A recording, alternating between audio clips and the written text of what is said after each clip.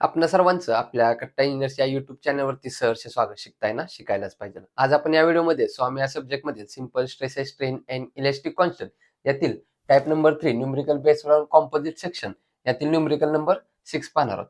Hollow circular steel tube म्हणजे एक steel tube दिलेले आहे की जी कशी आहे, हॉलो आहे, म्हणजे काहीतरी इंटरनल डायमीटर असणार आणि एक्सटर्नल डायमीटर असणार आहे.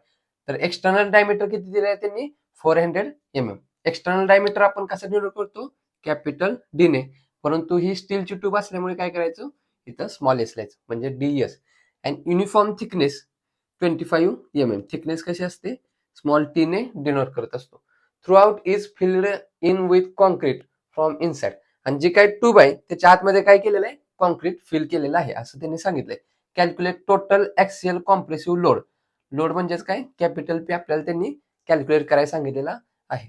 The column can supported permissible stresses in concrete and still. आपल्याला स्ट्रेसेस दिलेत त्यांनी. स्ट्रेसेस सिग्माने डिनोट करत असतो. पहिलं दिलंय ते कॉन्क्रीटचं म्हणजे सी, आणि दुसरं दिलंय ते स्टीलचं म्हणजेच एस. सिग्मा सी आणि सिग्मा एस किती दिलाय? 4 mega pascal and 130 mega pascal respectively. The modular ratio small m ने डिनोट करत असतो, तो किती दिलाय? 18.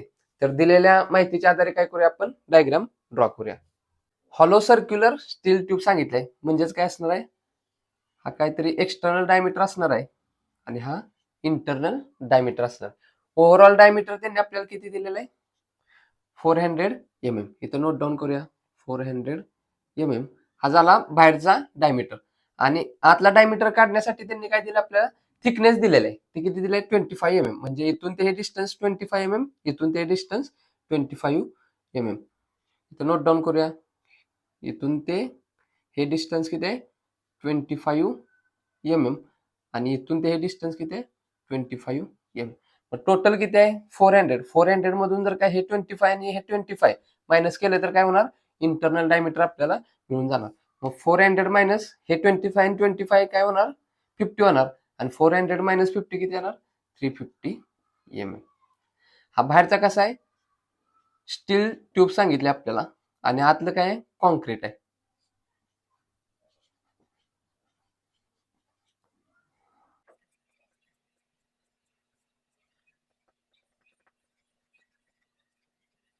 असे काही तर डायग्राम येते. आता काय करूया, आपण स्टील ट्यूबचा एरिया फाइंड आउट करूया. त्याचप्रमाणे जो काही कॉन्क्रीटचा सेक्शन आहे त्याचा काय करूया? एरिया फाइंड आउट करूया. Area for steel section. Steel कशी सांगितली आपल्याला? Hollow circular section. हॉलो सेक्शनचा आपण एरिया कसा काढत असतो? Pi capital D square minus small D square divided by 4. परंतु स्टीलचा असल्यामुळे इथे एस, इथं एस लिहूया. व्हॅल्यू पुट करूया. पाय as it is. Capital D म्हणजेच जी काही ट्यूब आहे या ट्यूबचा एक्सटर्नल डायमीटर किती दिलाय? 400 mm. ऑलरेडी एम एम मध्ये, त्यामुळे युनिट कन्व्हर्जन करण्याची गरज नाही. ऍज इट इज 400 लिहूया, त्याचा स्क्वेअर मायनस इंटरनल डायमीटर आतला किती आहे? टोटल 400. ही थिकनेस 25, ही थिकनेस 25. 400 मायनस 25 मायनस 25 किती आलं? 350. म्हणजे इंटरनल डायमीटर किती आला? 350, त्याचा square. Bracket complete divided by 4. जी काय व्हॅल्यू येईल ती आन्सर कशाचा असणार आहे? Area of steel tube. त्याचप्रमाणे आता काय करूया? Area for concrete find out करूया. हा जो काय कॉन्क्रीटचा एरिया आहे तो कसा आहे? सॉलिड इन सेक्शन आहे. सॉलिडचा एरिया कसा काढतो? पाय डी स्क्वेअर डिवायडेड बाय 4. कॉन्क्रीटचा असल्यामुळे डी सी लिहूया. पाय ॲज इट इज. याचा डायमीटर किती आहे कॉन्क्रीटचा? 350 फाइंड आउट केलेला आहे. 400 मधून 25 प्लस 25 50 मायनस केल्यानंतर काय येणार? 350, त्याचा स्क्वेअर डिवायडेड बाय 4. या दोघांची व्हॅल्यू फाइंड आउट करून काय करूया? नोट डाऊन करूया. फर्स्ट बघा, शिफ्ट करून EXP दाबल्यानंतर पाय ब्रॅकेटमध्ये 400 चा स्क्वेअर मायनस 350 चा square bracket complete is equal to काहीतरी आन्सर आलं डिवायडेड बाय 4. किती आन्सर आलं? 29452.431. आणि एरियाचं युनिट काय असणार आहे? mm square. त्याचप्रमाणे सेकंड कॅल्क्युलेशन करूया. शिफ्ट धरून EXP दाबल्यानंतर पाय ब्रॅकेटमध्ये 350 चा square bracket complete is equal two divided by 4. किती आन्सर आलं? 96211.275. एरियाचे युनिट काय असणार आहे? mm square. आता आपण काय केलं? दोघांचा सुद्धा एरिया फाइंड आउट केला. स्टीलसाठी एरिया फाइंड आउट केला, त्याचप्रमाणे कॉन्क्रीटसाठी एरिया फाइंड आउट केला. आता काय करूया? आन्सर सॉल्व्ह करण्याचा प्रयत्न करूया. तर कॉम्पोजिट सेक्शन या टाईपवरील न्यूमरिकल सॉल्व्ह करण्यासाठी आपल्याला दोन इक्वेशन लागतात. पहिले इक्वेशन कोणतं असतं, 4च्या रिलेटेड असतं आणि दुसरं इक्वेशन चेंज इन लेंथ. आता आपल्याला त्यांनी काय दिलंय, मॉड्युलर रेशो m दिलेला आहे. म्हणजे या तिन्हीपैकी आपण कोणतंही एक इक्वेशन वापरून सेकंड इक्वेशन फाइंड आउट करू शकतो. मग आता आपल्याला ऑलरेडी त्यांनी m दिलंय, म्हणजे आपण काय करूया, हे equation as it is note down करूया. आता स्ट्रेस 1 आणि स्ट्रेस 2 ती कोणती घ्यायची आता आपण पाहूया. तर बघा, स्ट्रेस स्टार्टिंगला लिहूया is equals to m into stress. आता लेफ्ट साईडला कोणती स्ट्रेस घ्यायची आणि राईट साईडला कोणती घ्यायची. दोघांपैकी ज्याची मोठी स्ट्रेस तो काय करायचा, लेफ्ट साईडला घ्यायचा, आणि ज्याचा स्ट्रेस छोटा असतो तो राईट हँड साईडला घ्यायचा. त्याला स्ट्रेस दिलाय, एकाची 4 मेगापास्कल आहे, एकाची 130 मेगापास्कल आहे. मग आता दोघातलं मोठं जे असेल ते काय करतो आपण, लेफ्ट साईडला घेतो. मोठं कोणतं आहे, स्टीलवरील स्ट्रेस जास्त आहे म्हणून काय करायचं, स्टीलचं लेफ्ट साईडला घ्यायचं आणि राहिलेला कॉन्क्रीट काय करायचा, राईट साईडला घ्यायचा. व्हॅल्यू पुट करूया. Therefore, stress in steel tube is equals to modular ratio किती आहे, 18 आणि स्ट्रेस इन कॉन्क्रीट. हे काहीतरी आपल्याला इक्वेशन भेटलं. ह्या इक्वेशनच्या साहाय्याने मिनिमम स्ट्रेस फाइंड आउट करण्याचा प्रयत्न करायचा. आता मिनिमम स्ट्रेस फाइंड आउट करण्याचा प्रयत्न करूया. पहिल्यांदा बघा, स्ट्रेसेस इन स्टील ट्यूब काय होणार आहे बघा, 18 ॲज इट इज. आणि स्ट्रेस इन कॉन्क्रीट त्यांनी किती दिलेले आपल्याला, 4 मेगापास्कल. इथं मेगापास्कल आहे, आपल्याला कशामध्ये लागतं, Newton per M M square मध्ये लागतं. मग मेगापास्कलचं Newton per M M square कसं होतं, तर युनिट कन्व्हर्जन इन सॉम या व्हिडिओमध्ये आपण ते डिटेलमध्ये पाहिलेलं आहे. याची डिस्क्रिप्शन मध्ये लिंक ठेवतो त्या व्हिडिओची, तिथून तुम्ही तो व्हिडिओ पाहू शकता.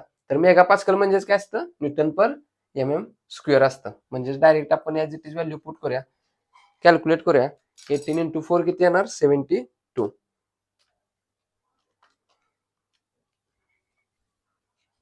72 newton per M M square.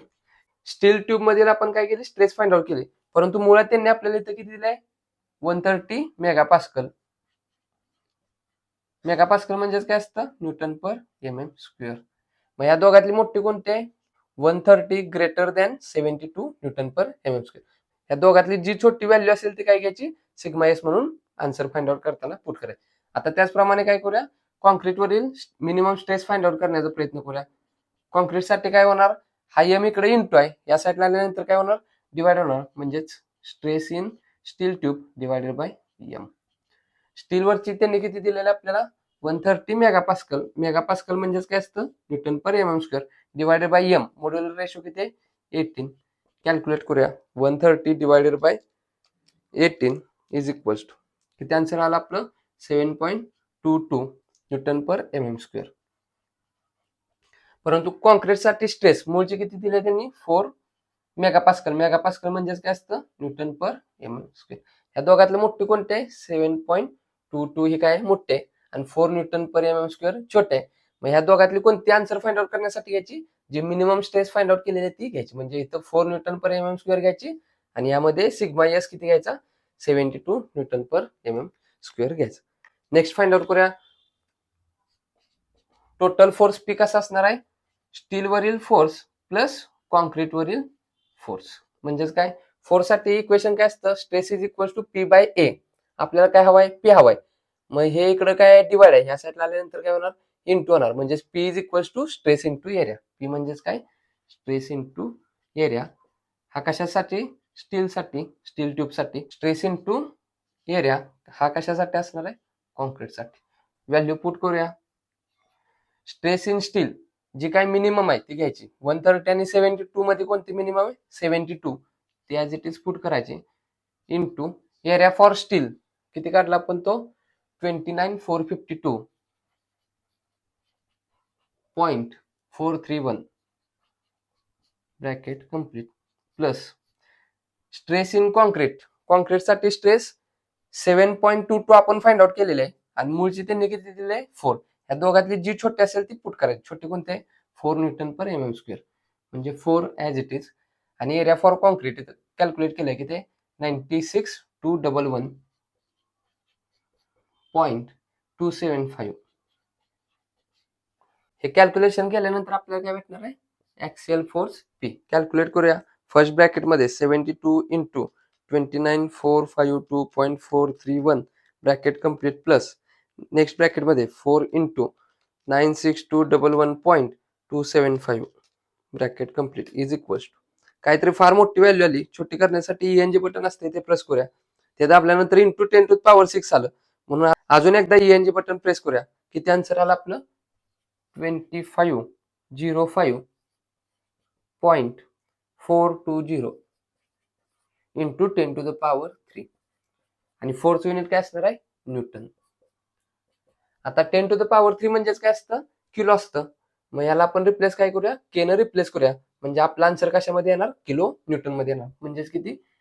2505.420 10⁻3 म्हणजे के आणि न्यूटन ॲज इट इज. हे झालं आपलं जे काही total force P find out करायचं होतं ते आपलं आन्सर न्यूटन मध्ये आणि किलो न्यूटन मध्ये आपण फाइंड आउट केलेलं आहे. हा व्हिडिओ आवडला असेल तर नक्की लाईक करा. ह्या गोष्टी जास्तीत जास्त आपल्या मित्रांपर्यंत शेअर करत चला, जेणेकरून आपल्यासोबत आपल्या मित्रांचाही चांगला फायदा होईल. अजून आपल्या कट्टाईनस या चॅनल जर सबस्क्राईब केले नसेल तर सबस्क्राईब करून समोरील बेल आयकॉन दाबा, जेणेकरून असेच नवनवीन व्हिडिओ तुम्हाला सर्वात अगोदर पाहता येतील. तर पुन्हा भेटू यातीलच न्यूमेरिकल नंबर 7 घेऊन. तोपर्यंत आपल्यासोबत आपल्यांची काळजी घ्या. धन्यवाद.